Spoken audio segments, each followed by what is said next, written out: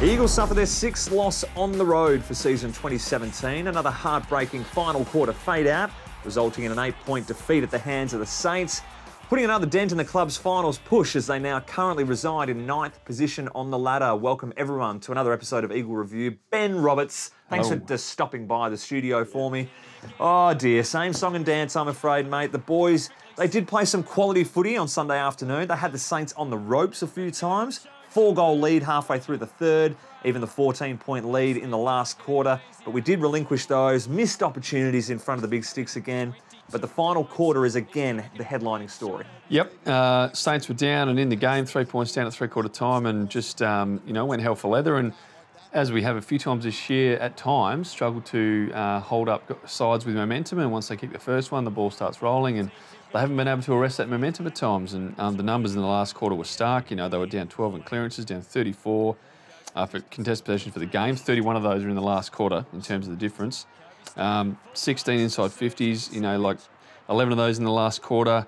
It was just a bad quarter in terms of the contest, and then supply. I think time and forward half in the first quarter was nearly 70-30. So when you have that much supply, it's very, very hard. Obviously, you can't score if it's not on your end, and it was a bad quarter and cost them. The Saints controlled many areas of the game, but certain things probably didn't go right for the Coasties. Conceding the goal with 12 seconds remaining in the second term from a brilliant pack mark, that really hurt them. Two of the Arcia goals you'll see, Noon, smothered kick, landing in Sinclair's lap. That stopped the run when we were up 22, and that ended with Schofield KOing himself into the goalpost as well. Probably affected him for the game.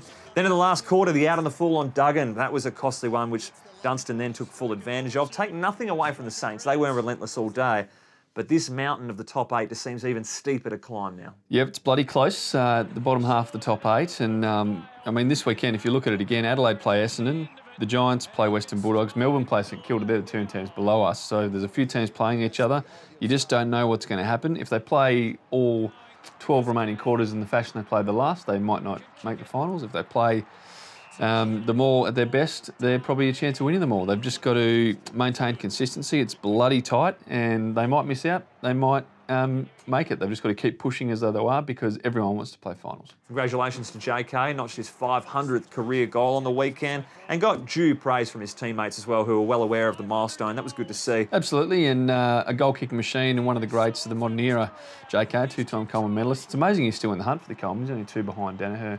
Missed those five games. So, no, he's a sensational guy, sensational team man, and it's going to be a long time before anyone has another forward like him. The decision to play Drew Petrie in the ruck, it was made out of necessity last week with Vardy's glute injury. They chose to go in this direction. Vardy played for the mighty Royals. Cruiser back this weekend. Do you sense a bit of a change there perhaps, or they might roll it out again? Yeah, potentially. I think they wanted to play a running team, so they went with Marston over Britis, and there's going to be less stoppages at the weekend, so not having another recognised ruckman or another ruckman isn't going to cost you as much. But certainly in the last quarter, you would say it was costly, a lot of clearances and field position because of that. Every chance. I think Vardy, he was strong for East Perth, so could come back in. Rightio, time to roll through the roast. Start with Drew Petrie. Had the old cement boots on in quarter number 1, but didn't he have a good game? So we'll look past that one. Masto dropping the chest mark. Well, he was looking to reprieve, but no, he got caught holding the ball. Happened again in the first quarter, but let's not throw Masto under the bus. Lecker has stitched him up nicely in this one, and he has been mowed down. Yep, Lecker also dodged a roast for kicking that goal. Pardo open in the middle, running forward. Lucky that one went through. He's good enough to kick them. Backed himself, and he did it. Masto, another one in a roast involvement for Masto. This should be a champion data stat category, roast involvements. Are we giving it to Bruce for not taking the hanger, almost taking the hanger? If you get that high, you got to take them up. Yeah, love it. Roast for him. Lockie Hunter wasn't far away, didn't he? Get up on the weekend. That was as high as he's ever been. This kick from the great Nick Revolt, just kick it through.